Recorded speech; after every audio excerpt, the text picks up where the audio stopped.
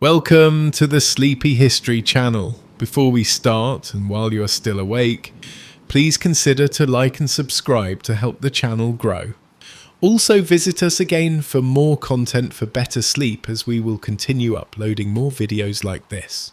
Alexander the Great, conqueror of worlds. The Greek world. Before Alexander, ancient Greece, from around 500 BCE, was a land of remarkable developments in art, philosophy, and warfare. This rugged terrain gave birth to numerous city-states, each with its own character and strengths. Athens emerged as a naval power where democracy, art, drama, and philosophy flourished, while Sparta developed as an austere militaristic society, renowned for its formidable army. In 480 BCE, these two rival city-states joined forces to confront an invasion by the mighty Persian Empire. At the narrow pass of Thermopylae, a small Greek force led by 300 Spartans held back the enormous Persian army for 3 days before being encircled and killed. Shortly after, in the Straits of Salamis, the Greek fleet defeated the Persian navy, though they couldn't prevent the Persians from burning the sacred temples of the Athenian Acropolis.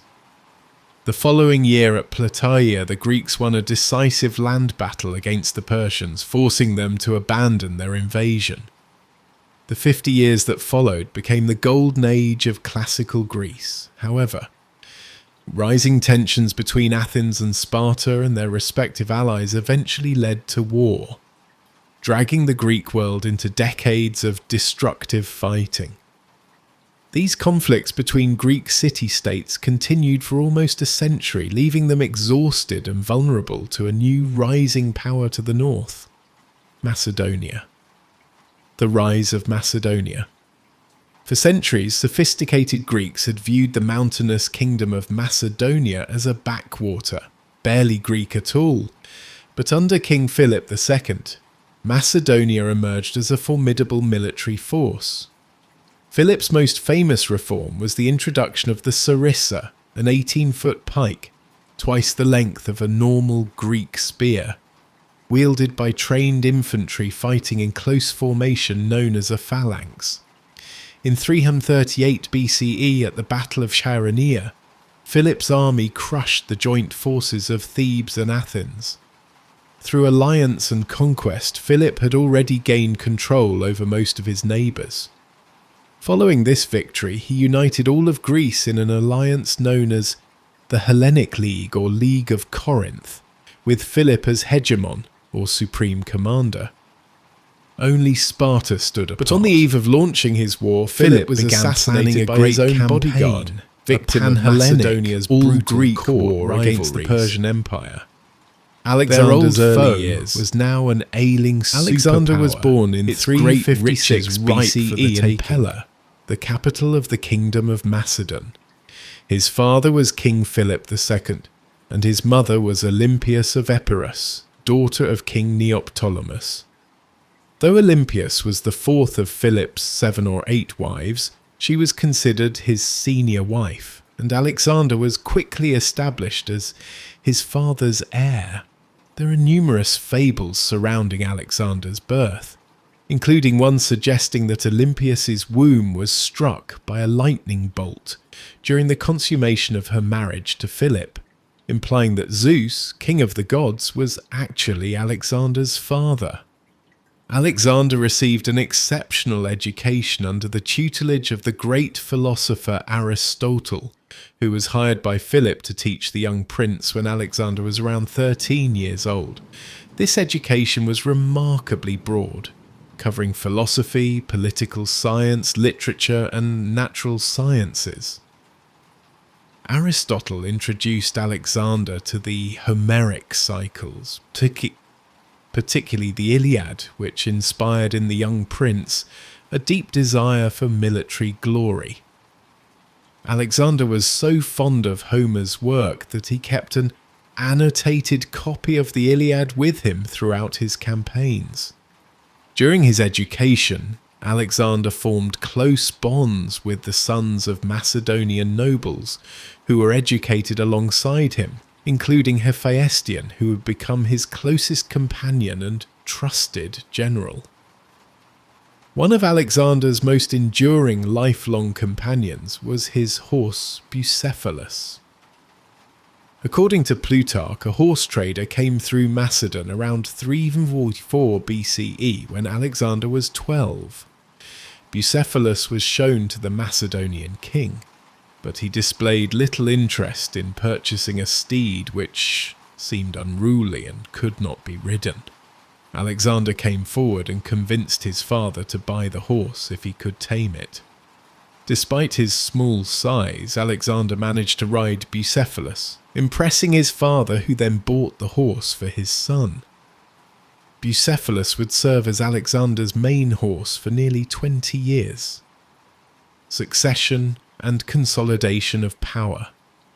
Alexander succeeded his father at the age of 20. He inherited his father's grand plan to invade Persia, but first he had to secure his own position as king. At home he had potential rivals executed, then crushed rebellions in Illyria, Thessaly, in central Greece. He made a special example of Thebes, completely destroying the ancient city and selling its people into slavery. With such a young and untested monarch replacing Philip, many individuals and vassals were tempted to move against Alexander. He proved more than capable of handling such threats, eliminating rivals and swiftly campaigning northwards against the Thracians who had entered into revolt almost as soon as they learned of Philip's assassination. The Persian campaign begins. In the spring of 334 BCE, now ready to launch his war against the Persian Empire, Alexander led his army across the Hellespont into Asia Minor. It was the start of one of the greatest military campaigns in history. Alexander's army was about 40,000 strong, drawn from all parts of Greece. The infantry were commanded by the veteran Macedonian general Parmenion. In the front rank were 9,000 Macedonian phalangites, armed with the 18-foot sarissa. These were professional soldiers, well trained and drilled, who formed up for battle in the phalanx, 16 ranks deep. This packed formation presented a solid wall of iron spear tips and was virtually unstoppable. But it was also difficult to maneuver and highly vulnerable to attacks on its flanks or rear. So 3,000 elite infantry, the hypaspists or shield bearers, armed with shorter spears, guarded its flanks. The second line of Alexander's army was made up of 7,000 Greek allies and 5,000 mercenaries, armed as hoplites. They took their name from the hoplon, their large round shield, and carried shorter 8-foot spears. The Agrianes were the army's elite skirmishers, expert javelin throwers from what's now southern Bulgaria. Other skirmishers from Thrace and Illyria were armed with javelins, slings and bows. The shock troops of Alexander's army were the companion cavalry, 1,800 elite horsemen armed with spear and sword, commanded by Philotas, son of Parmenion. Alexander led the royal squadron in person. There were also 1,800 cavalry from Thessaly, 600 from other parts of Greece, and 900 mounted scouts from Thrace and Paeonia. The Battle of Granicus. The great Persian Empire was divided into provinces called satrapies, each ruled by a governor or satrap. Those in Asia Minor, threatened by Alexander's invasion, met to discuss strategy. Memnon of Rhodes, a skilled Greek general in Persian service, urged them to avoid battle with Alexander. Instead, he advised them to use a scorched earth strategy, to burn villages and crops and withdraw to the interior. Alexander's army, he promised, would quickly starve. It was good advice, but the satraps were unwilling to lay waste to their own provinces without a fight, so they decided to face Alexander's army at the river Granicus. The Persian army formed up behind the river, which was shallow but 60 feet wide with steep banks. Their front line was a wall of cavalry, about 10,000 horsemen from across the empire. Behind, in reserve, were the infantry, several thousand Greek mercenaries. Alexander, determined to attack and destroy this Persian force before it could retreat, raced to the Granicus with his best troops. Ignoring advice to wait until dawn to cross the river, he ordered an immediate assault. As they reached the middle of the river, the Greeks came under a hail of javelins, darts and arrows from the Persian line. Those that made it to the far bank were immediately charged by the Persian cavalry. Alexander was in the thick of the fighting. Around him a desperate conflict raged, as horses were jammed against horses and men against men. Alexander's attack seemed reckless, but he was buying time for the rest of his army to cross the river, including the irresistible Macedonian phalanx. During the battle, Alexander was nearly killed when attacked by 2 Persian nobles, but was saved by Cleitus the Black, who cut off the arm of one of the attackers. Now the Greek army was across the river, and the Persian cavalry faced a wall of Macedonian spears. Most turned and fled. The speed and shock of Alexander's attack meant Persia's Greek mercenaries hadn't even had time to join the battle. Alexander, in a blood rage, or possibly regarding these Greeks as traitors, ignored their appeals for mercy. The mercenaries were surrounded on all sides and massacred. Alexander had won a great victory. Asia Minor now lay at his mercy, but the Persian Empire was still a land of immense wealth and power, already mobilizing its vast resources to face him. Securing the Mediterranean coast. As Alexander approached Sardis, capital of the Persian province of Lydia, its commander surrendered without a fight, but before Alexander could advance further, he needed to neutralize Persian naval power. Persia had a powerful fleet with major naval bases around the eastern Mediterranean that could potentially cut his lines of communication back to Greece. Rather than challenge the Persians at sea, Alexander decided to attack their nearest bases, the Greek coastal cities of Miletus and Halicarnassus. Both put up determined resistance but were taken by winter. The following spring of 333 BCE, Alexander continued his advance into Lycia and Phrygia.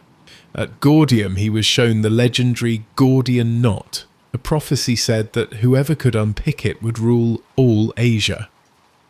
Alexander simply took his sword and sliced it in half. Meanwhile, Memnon of Rhodes led Persian warships into the Aegean and captured the islands of Chios and Lesbos. But after Memnon's sudden death from illness, the offensive was abandoned. The Battle of Issus. 18 months had passed since Alexander's army crossed the Hellespont and invaded the Persian Empire. Now Alexander led his men into Cilicia and was soon poised to cross the Nur Mountains into Syria. But then the main Persian army, led by King Darius III himself, emerged behind the Greek army to the north. Darius was determined to trap and destroy Alexander's army, which he outnumbered almost 2-1.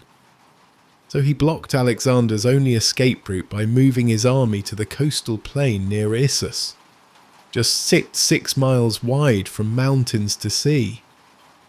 The narrow battlefield would force Alexander to fight, but also prevented Darius from exploiting his huge numerical advantage.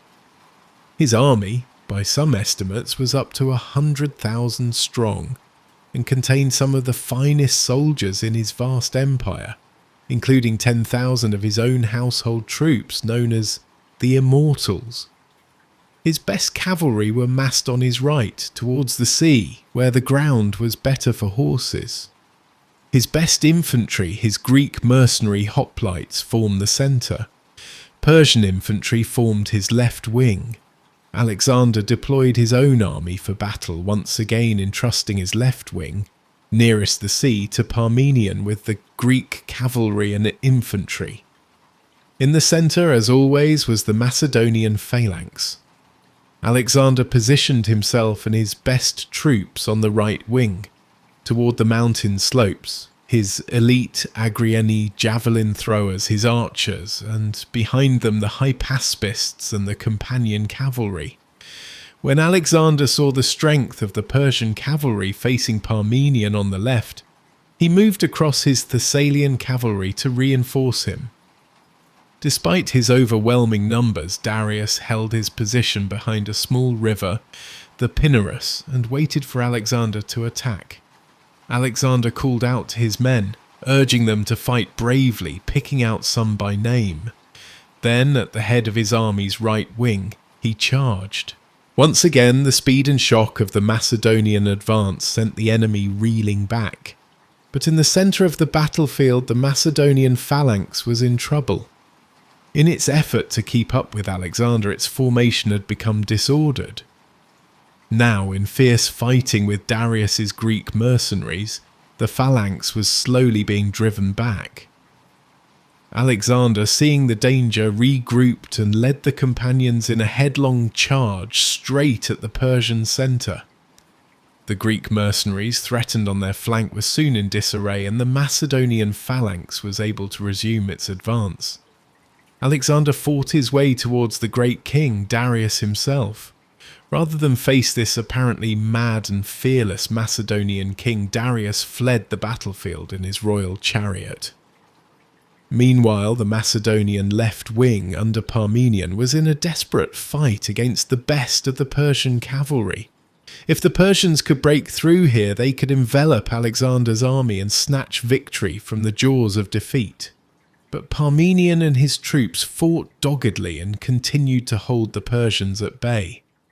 As the news that Darius had fled spread among his troops, they abandoned the fight and tried to save themselves. The battle turned into a massacre.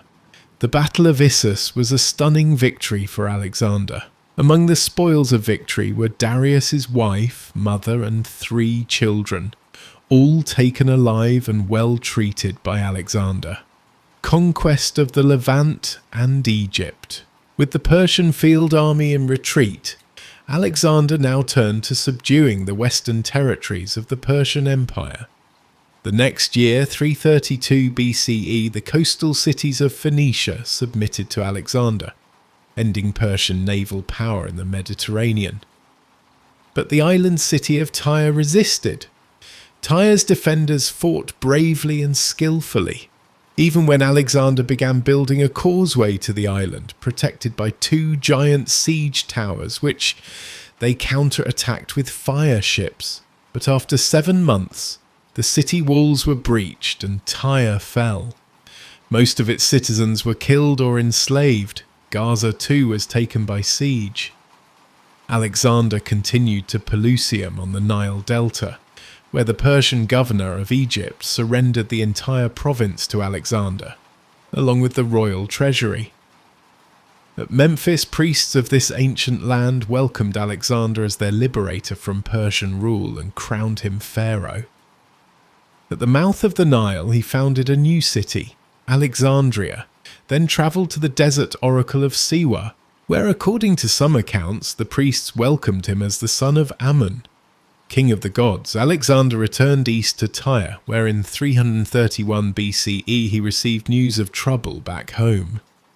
Despite his great victories over the Persians, many Greeks regarded Alexander as a tyrant. King Agis of Sparta, with Persian support, launched a revolt against Macedonia. Antipater, Alexander's commander in Greece, was already dealing with rebellion in Thrace, but he quickly marched south and met Agis in battle near the city of Megalopolis.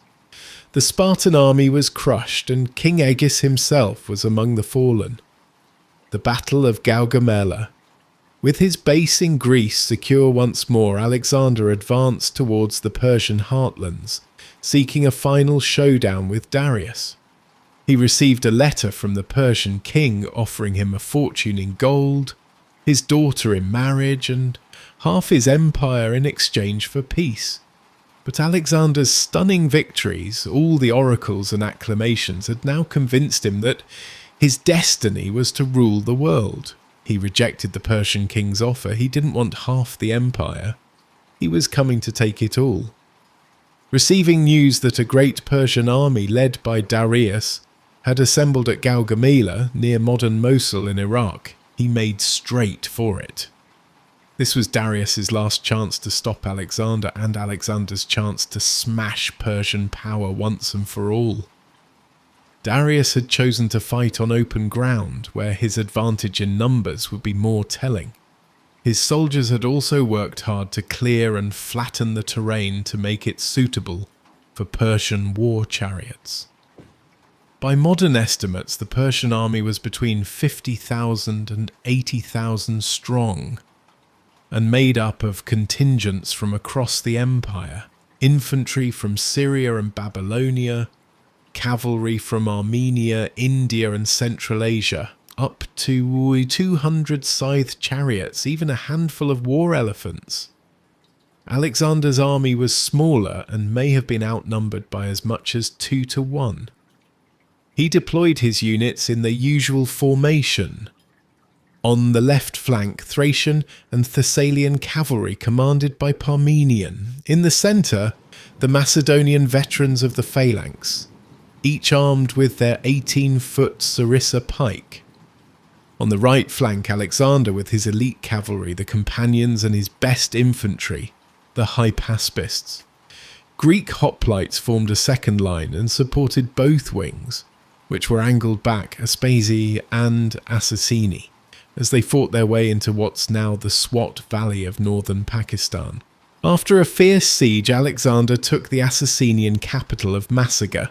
According to legend, it was ruled by a beautiful queen, Cleophas, who bore Alexander a son and was allowed to keep her throne.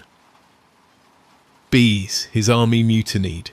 His men had marched thousands of miles, fought countless battles and not seen their homes in 8 years. They'd heard rumours of gigantic armies waiting for them in India. They refused to go any further. Kosseir, who not even the Persian kings had been able to subdue.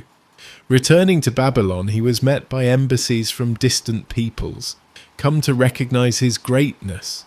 Ethiopians, Libyans, European Scythians, Lucanians, Etruscans, Gauls, and Iberians.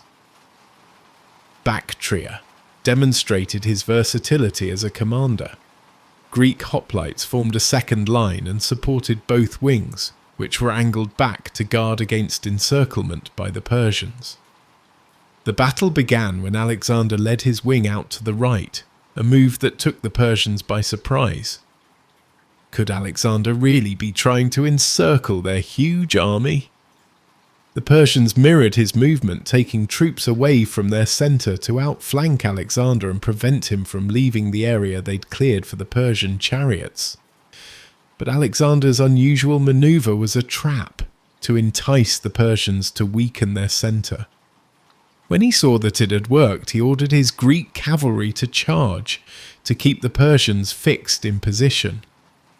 A giant cavalry battle developed on the right wing. Darius, meanwhile, judging this to be the decisive moment, unleashed his chariots. But expert Agriani's javelin throwers took out horses and crews, while the Greek infantry opened lanes, allowing the chariots to pass harmlessly through. Now Alexander led his companion cavalry and parts of the Macedonian phalanx in a headlong charge straight at the weakened Persian centre, fighting his way towards Darius himself. The sudden ferocity of Alexander's assault threw the Persians into panic. The centre of the army broke and ran, King Darius himself leading the rout. But Alexander's left wing was in serious trouble. Parmenion, facing a huge onslaught by Persian cavalry, was virtually surrounded. Indian and Scythian horsemen had even ridden through a gap in the Greek line, but rather than wheeling and attacking the Greeks from behind, they'd carried straight on to loot their camp. Parmenion sent a desperate appeal to Alexander for help. The king abandoned his pursuit of Darius, regrouped, and charged the Persian right wing. It was the hardest and bloodiest fighting of the battle, claiming the lives of 60 of Alexander's companions. Finally, as news of Darius's flight spread across the battlefield, the last Persian horseman turned and fled. The Battle of Gaugamela was a stunning and complete victory for Alexander. According to ancient sources, he lost just a few hundred men, while the Persians lost thousands. Alexander had routed Darius's great army, and now the road to Babylon, the empire's main capital, lay open. Conquest of the Persian heartland. The Macedonian king entered the great city of Babylon in triumph, recognized by Persian officials as its new rightful ruler. So too at the city of Susa, where Alexander ceremonially took his seat upon the royal throne of Persia. In the Zagros Mountains, at a pass known as the Persian Gates, a courageous Persian force held up Alexander's army for a month. The Greeks eventually found a mountain path that bypassed their position, allowing them to encircle and wipe out the defenders. In early 330 BCE, Alexander reached Persepolis, the empire's ceremonial capital. Alexander wanted to appear as a liberator to the Persians, as a legitimate successor to King Darius, but now he ordered Persepolis to be pillaged and burnt. Retribution for the Persian invasion of Greece and the burning of Athens' sacred temples in 480 BCE. Alexander now headed north into Media, where Darius had taken refuge in the royal city of Ecbatana. Alexander was determined to capture Darius, but the fugitive king fled east in the hope of raising a new army in the provinces of Parthia, Bactria and Sogdia. It was not to be. As Alexander closed in, the Persian king was murdered by one of his own governors, Bessus, who then proclaimed himself the empire's new ruler. Alexander gave orders for Darius to be buried in the royal tombs of Persepolis, alongside his ancestors. Then he paused to organize his vast new empire. Alexander appointed viceroys to rule the provinces on his behalf, keeping several Persians, who had sworn loyalty, in their posts. Then he resumed his march east. His goal? To find and kill the usurper Bessus, subjugate the empire's eastern provinces, and reach the far edge of the world. Campaigns in Central Asia. Alexander headed first for Aria, today part of Afghanistan, where the Persian governor Satibarzanes had launched a revolt, after initially pretending to submit to Alexander. The rebellion was crushed and Satibarzanes killed, in single combat by a Greek cavalry officer. Nearby, Alexander founded the city of Alexandria Ariana, modern Herat, one of around a dozen cities that Alexander would eventually found, almost all bearing his name. Alexander marched on to Frada. The Macedonian court had a long tradition of plots and assassination. 6 years before, Alexander's own father, King Philip, had been murdered by his bodyguard. He was now informed that Philotas, commander of his companion cavalry, had uncovered a plot to assassinate Alexander, but kept it secret. Philotas and his father Parmenion were among the most respected of Alexander's commanders, and had played crucial roles in all his great victories. But when Philotas confessed under torture, Alexander had him executed, then sent assassins back to Ecbatana, where Parmenion was governor, to kill him before he even heard of his son's death, and had a chance to turn against Alexander. In 329 BCE, Alexander resumed his pursuit of Bessus. En route, he founded the city of Alexandria Arachosia, modern Kandahar in southern Afghanistan. As he reached Kunduz, Bessus was betrayed by his own men and handed over in chains. Alexander sent him back to Persia for execution as a kingslayer. Alexander pushed on into modern Tajikistan, where the Sogdians rose up against him. He had to fight off attacks by local tribes and take several towns by assault.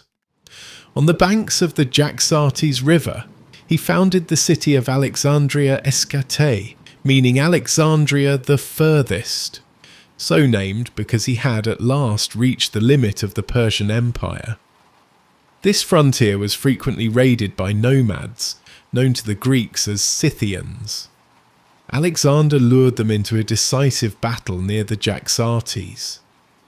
The result was a crushing victory for the Macedonian king that put an end to the raids, but fighting against Bactrian and Sogdian tribes continued, frustrating Alexander and tying him down in a difficult guerrilla war, growing tensions and cultural fusion. By now, many of the Macedonian troops were unhappy with Alexander. Most had not seen their homes in years, but their king seemed bent on conquest without end. What was worse, he'd begun to adopt the rituals and dress of their defeated Persian enemy, customs they viewed as effeminate and decadent. At Marakanda, modern Samarkand, after a furious drunken argument, Alexander killed Cletus the Black. Cletus had been one of Alexander's best generals and the man who'd saved his life at the Battle of the Granicus. Alexander was full of remorse, but his growing arrogance was alienating more and more old comrades. When he tried to make his countrymen perform the traditional Persian ritual of proskynesis, prostrating themselves before the king, he crossed a line. To Greeks this was blasphemy. Only a god was worthy of such respect, and Alexander was forced to back down. In Bactria, another plot to assassinate Alexander was uncovered. This time the ringleader was a royal page, one of the sons of Macedonian nobility who attended the king. Hermolaus had become murderously bitter towards Alexander over a perceived injustice. He and his accomplices were tortured and then stoned to death. Callisthenes, Alexander's official historian, was also implicated in the conspiracy. He was thrown in prison where he later died. That summer in 327 BCE, according to legend, Alexander became captivated by the beauty of Roxana, daughter of a Bactrian lord. Their marriage was also a sound political move, helping to end local revolt against his rule, and allowing him to continue his advance into modern Pakistan and India. The Indian campaign Alexander now prepared to subdue the Pujijin wards of the Persian Empire's most eastern provinces, which had yet to recognize his kingship. To do so, he would first have to cross the Hindu Kush mountains and reach the Indus River Valley. Advancing in 2 columns, his army won a series of skirmishes against the Aspasi and Assassini as they fought their way into what's now the Swat Valley of northern Pakistan. After a fierce siege, Alexander took the Assassinian capital of Masaga. According to legend, it was ruled by a beautiful queen, Cleophas, who bore Alexander a son and was allowed to keep her throne.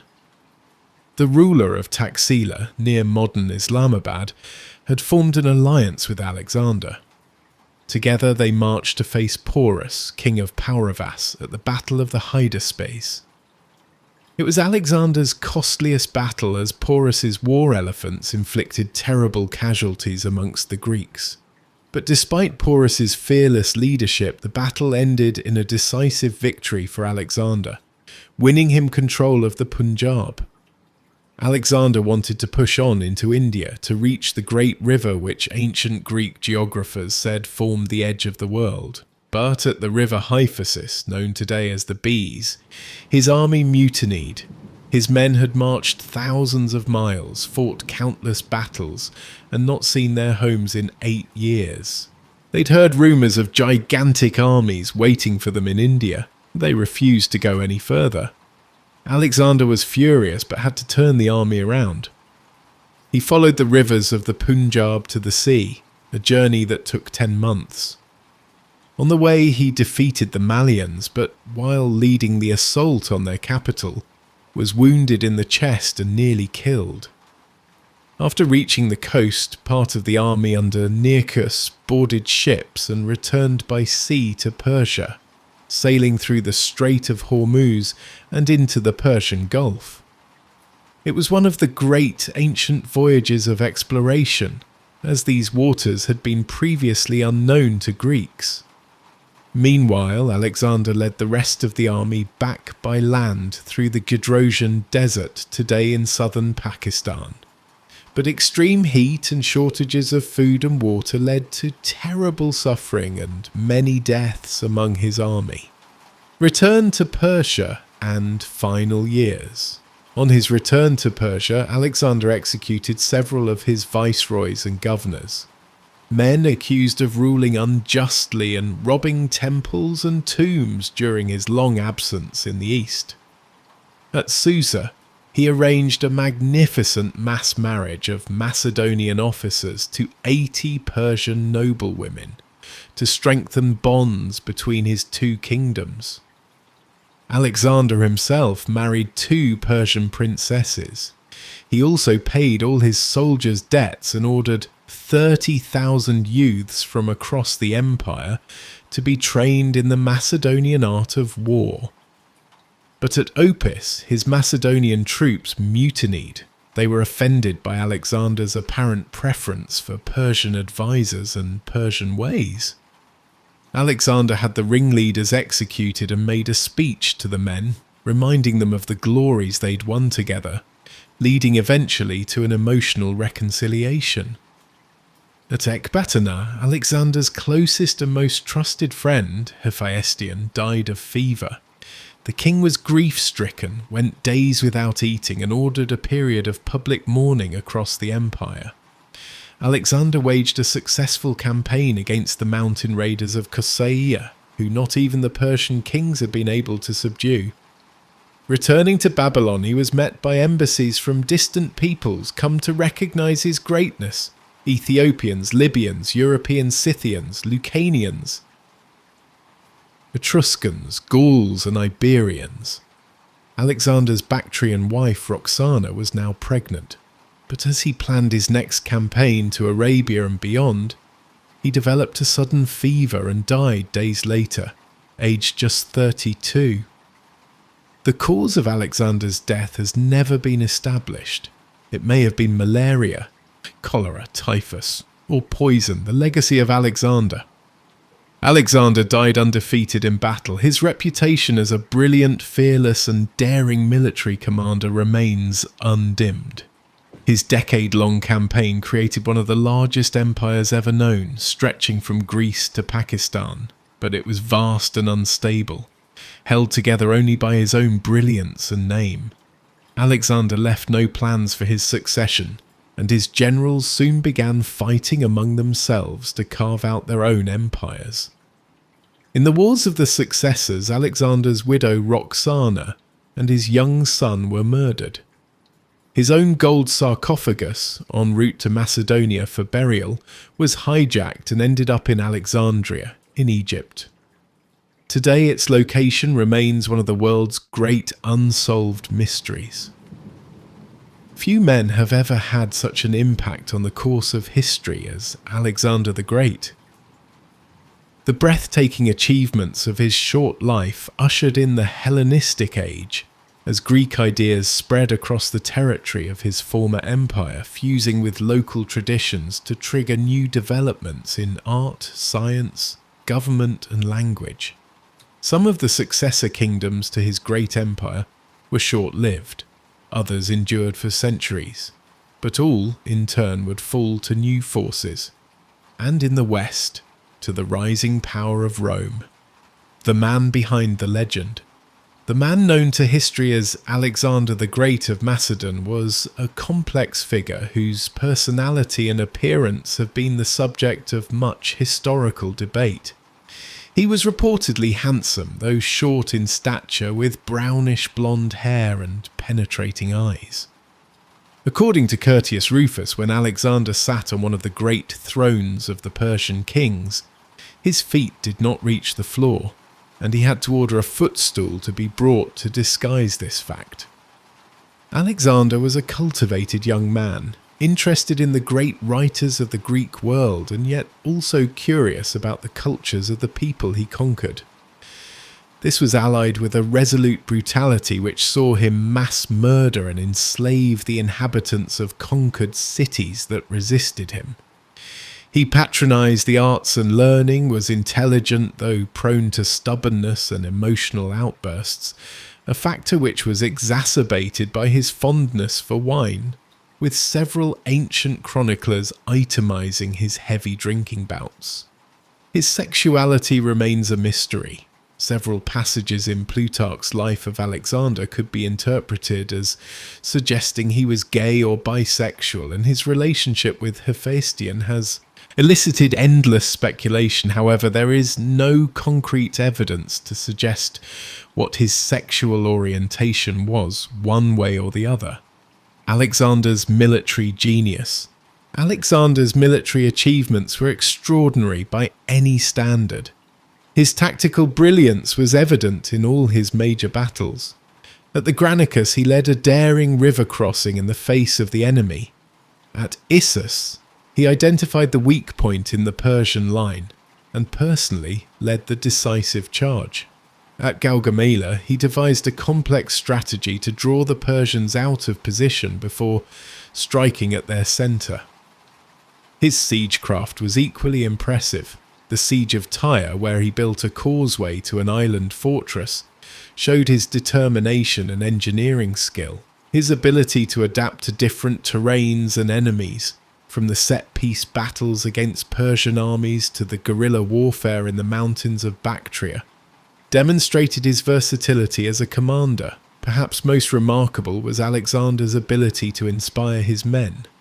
He led from the front, sharing their hardships and dangers, and was wounded multiple times in battle. This personal courage, combined with his strategic vision, made him one of history's greatest military leaders, the Hellenistic world. Alexander's conquests created a new world order. The Hellenistic age that followed his death saw Greek culture, language, and ideas spread throughout the territories he had conquered, blending with local traditions to create new cultural forms. The great centres of Hellenistic civilization, particularly Alexandria in Egypt with its famous library, became beacons of learning and intellectual achievement. Advances in mathematics, astronomy, geography, and medicine flourished in this cosmopolitan environment. The successor kingdoms that emerged from Alexander's empire, the Ptolemaic kingdom in Egypt, the Seleucid Empire in Asia, and the Antigonid dynasty in Macedonia, would shape the politics and culture of the Mediterranean and Near East for centuries to come. Alexander's vision. Beyond his military achievements, Alexander had a vision of a world united under Hellenic culture. His policy of founding cities throughout his conquered territories, most bearing his name, created centres from which Greek influence could spread. His encouragement of intermarriage between Macedonians and Persians, his adoption of elements of Persian court ceremony, and his incorporation of Persian nobles into his administration all point to a desire to create a new kind of empire, one that blended East and West. This vision was controversial in his lifetime and died with him. His Macedonian veterans resisted what they saw as the orientalization of their king and culture. Yet the cultural exchange he initiated would transform the ancient world for centuries to come. The sources of Alexander's story. Plutarch wrote a life of Alexander as part of his series comparing eminent Greeks and Romans. Diodorus Siculus included substantial material on Alexander in his Bibliotheca Historica. The only full Latin history of Alexander to survive is by Quintus Curtius Rufus, while Marcus Justinus Frontinus wrote an epitome of a now lost history by Pompeius Trogus. All these sources were written approximately 400 to 500 years after Alexander's time. However, they drew on earlier works now lost to us, including accounts by Alexander's contemporaries such as Callisthenes, his official historian until his execution, Ptolemy, one of his generals who later became ruler of Egypt, and Nearchus, his naval commander. This gap between Alexander's life and our main sources has led to considerable debate about the reliability of certain details. The ancient writers often embellished their accounts with dramatic elements and sometimes contradicted each other. Modern historians must carefully sift through these accounts, comparing them with archaeological evidence, to reconstruct Alexander's story as accurately as possible. Alexander's character and leadership. What made Alexander such an effective leader? Beyond his tactical genius, he possessed remarkable charisma and the ability to inspire loyalty. He led by example, sharing the hardships of his men and taking the same risks in battle. When his army was crossing the Gedrosian desert and water was scarce, Alexander was offered a helmet full of water. In front of his thirsty troops, he poured it onto the ground, refusing to drink when his men could not. Yet Alexander was also capable of terrible cruelty. After the siege of Tyre, he ordered thousands of defenders killed and the survivors sold into slavery. When the Greek mercenaries who fought for Darius at the Granicus surrendered, he had them executed as traitors to the Hellenic cause. These acts of brutality were calculated to discourage resistance elsewhere. Alexander's relationship with power was complex. As his conquests expanded, so did his sense of his own greatness. The visit to the oracle at Siwa, where priests supposedly acknowledged him as the son of Ammon, whom the Greeks identified with Zeus, seems to have reinforced his belief in his divine destiny. His later attempts to introduce Persian court customs, including proskynesis, suggest he was moving toward a more absolutist conception of kingship than was traditional in Macedonia. This evolution in Alexander's character, from a young king leading a pan-Hellenic crusade against Persia to an increasingly autocratic ruler adopting Persian customs, alienated many of his Macedonian companions. The murder of Cleitus, the execution of Philotas, and the growing tension with his veterans all point to the psychological toll of absolute power on Alexander himself. The cultural impact of Alexander's conquests. Alexander's conquests accelerated the spread of Hellenic culture throughout the Near East and as far as India, initiating what historians call the Hellenistic period. Greek became the language of administration and high culture across his former empire. The successor kingdoms continued this policy, establishing Greek-style cities with gymnasiums, theatres and other institutions of Hellenic civic life. Yet this was not simply a one-way process of Hellenization. As Greeks and Macedonians settled in these new territories, they encountered ancient civilizations with their own sophisticated cultures.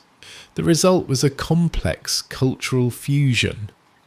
In art, religion, philosophy and science, Greek ideas and methods combined with Egyptian, Babylonian, Persian and Indian traditions to create new forms.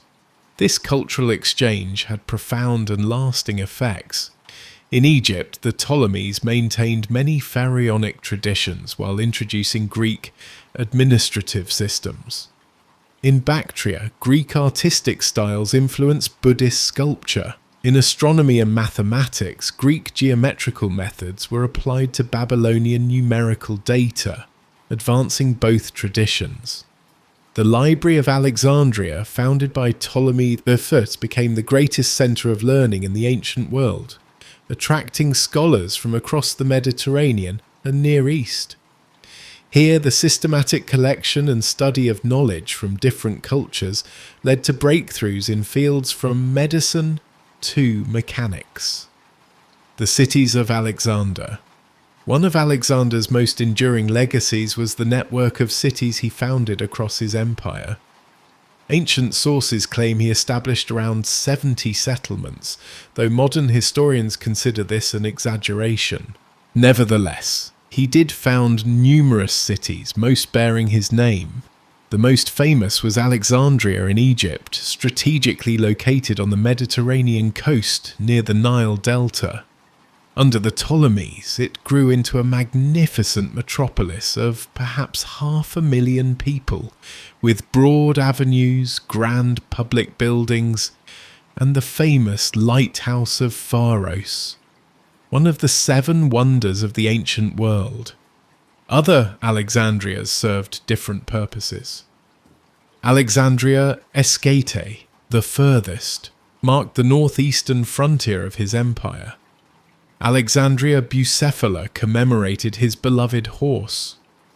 Alexandria in the Caucasus guarded a key mountain pass. These cities served as administrative centres, military garrisons, and trading hubs, spreading Greek urban culture across Asia. Many of these cities survived long after Alexander's death. Some, like modern Kandahar from Alexandria Arachosia, still exist today, though others declined or were abandoned over the centuries. Together, they represent one of the most visible and lasting impacts of Alexander's conquests. The successor kingdoms. After Alexander's death, his empire quickly fragmented as his generals, the Diadochi or successors, fought for control. By 300 BCE, 3 major kingdoms had emerged. The Ptolemaic kingdom, ruled by Ptolemy I and his descendants, controlled Egypt and parts of the eastern Mediterranean. With its capital at Alexandria, it was the wealthiest of the successor states, benefiting from Egypt's agricultural productivity and Alexandria's position as a commercial hub. The Seleucid Empire, established by Seleucus III, encompassed most of the former Persian Empire from Asia Minor to the borders of India. Initially the largest of the successor states, it struggled to maintain control over its vast and diverse territories. The Antigonid dynasty, founded by Antigonus Monophthalmus and later ruled by his descendants, controlled Macedonia and parts of Greece. Though smaller than the other kingdoms, it maintained the prestige of ruling Alexander's homeland. These kingdoms preserved many aspects of Alexander's imperial system. They maintained Greek as the administrative language, promoted Hellenic culture, and continued the policy of founding Greek-style cities. Yet they also adapted to local conditions and traditions, creating distinctive hybrid cultures. For nearly 3 centuries, these Hellenistic kingdoms dominated the eastern Mediterranean and Near East. They engaged in constant diplomatic manoeuvring and periodic warfare with each other, gradually weakening themselves and becoming vulnerable to new powers, particularly Rome in the west and Parthia in the east. Alexander's military innovations. Alexander's campaigns revolutionized warfare in several ways. He perfected the combined arms approach developed by his father, integrating heavy infantry, the phalanx, light infantry and cavalry into a flexible fighting force. His use of specialized units, from the elite companion cavalry to the Auri Agriani javelin throwers, allowed him to adapt to different battlefield conditions. Alexander was also a master of logistics. His campaigns took him thousands of miles from his homeland, requiring careful planning for supplies and reinforcements. He made extensive use of local resources and supply systems, adapting Persian administrative structures to support his army's needs. In siege warfare, Alexander showed remarkable innovation.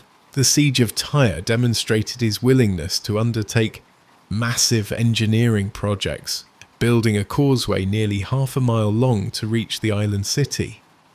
At the siege of Ornos in modern Pakistan, he constructed a mound to overcome the fortress's height advantage. Perhaps most importantly, Alexander transformed the scale of warfare. Previous Greek and Macedonian campaigns had been limited in scope and duration. Alexander's decade-long expedition across Asia created a new model of imperial conquest that would influence military leaders for centuries to come. Alexander in legend and literature. Few historical figures have inspired as much legend and literature as Alexander. Even in his lifetime, his official historian Callisthenes was producing accounts that blended fact with flattery. After his death, the Alexander Romance, a largely fictional account of his adventures, became one of the most popular and widely translated texts of the ancient and medieval worlds. In these legendary accounts, Alexander fights dragons, explores the ocean depths in a glass diving bell, and ascends to heaven in a chariot pulled by griffins. He converses with talking trees, encounters Amazon warriors, and searches for the water of life. These stories spread from Greece to Persia, India, Ethiopia, and medieval Europe, each culture adapting them to its own traditions. Alexander appears in the Quran as Dhul Qarnayn, the two-horned one, a righteous ruler who built a wall to protect people from Gog and Magog. In Persian tradition, he became Iskandar, sometimes portrayed as a Persian king with Iranian ancestry. In Ethiopia, legends claimed he visited their country and fathered a son who became an Ethiopian king. These diverse traditions reflect Alexander's unique position as a figure who connected East and West. Different cultures claimed him as their own, reinterpreting his story according to their values and worldviews. Alexander's influence on later leaders. Throughout history, military and political leaders have looked to Alexander as a model of conquest and empire building. Julius Caesar reportedly wept when he realized that by Alexander's age, he had not achieved comparable fame. Napoleon studied Alexander's campaigns and consciously emulated his eastern expedition with his invasion of Egypt. In more recent times, military academies still teach Alexander's tactics at Gaugamela as a masterclass in battlefield maneuver. His emphasis on speed, mobility, and striking at the enemy's centre of gravity remains relevant to modern military doctrine. Beyond military matters, Alexander's vision of cultural fusion has inspired later concepts of cosmopolitanism and multiculturalism. His attempt to integrate Persian and Macedonian elites, though ultimately unsuccessful in his lifetime, anticipated later imperial strategies of incorporating diverse peoples into a unified state. Even his personal style of leadership, charismatic, risk-taking, leading from the front, has influenced modern ideas about heroic leadership.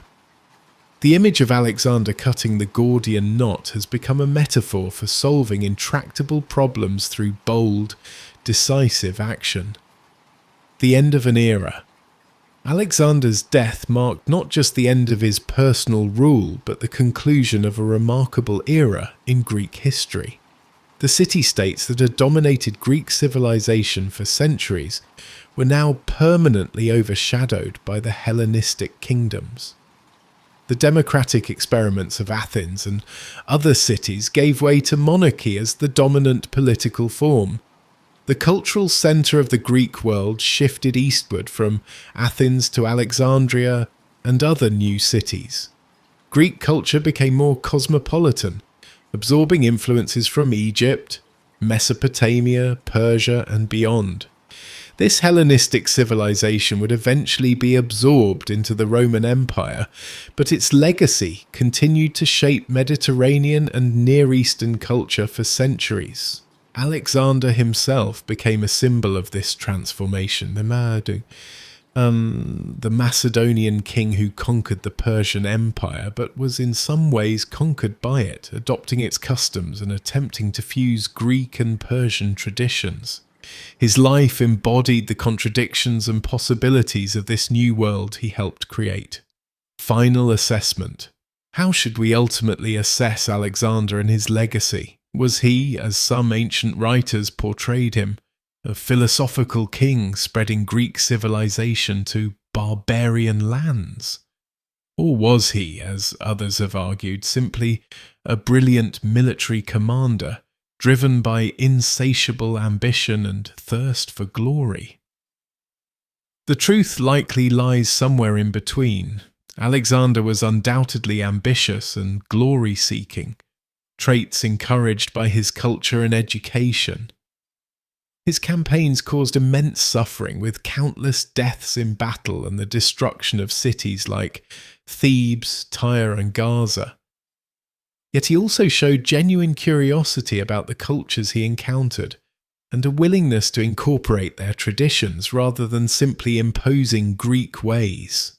His vision of a world where Greek and Persian elites governed together, though never fully realised, represented a more inclusive approach than simple conquest and subjugation. Perhaps Alexander's most significant legacy was unintentional, the cultural exchange his conquests made possible. By breaking down barriers between Greece and the ancient civilizations of Egypt, Mesopotamia and Persia, he created conditions for an unprecedented sharing of ideas, technologies and beliefs. This cross-fertilization would enrich all the cultures involved and create new syntheses that would influence the development of later civilizations. Alexander died young, his work unfinished, his empire soon fragmented. Yet the world he left behind was fundamentally changed, more connected, more cosmopolitan, more conscious of its own diversity. In this sense, despite the violence of his conquests, Alexander truly earned his epithet, the Great.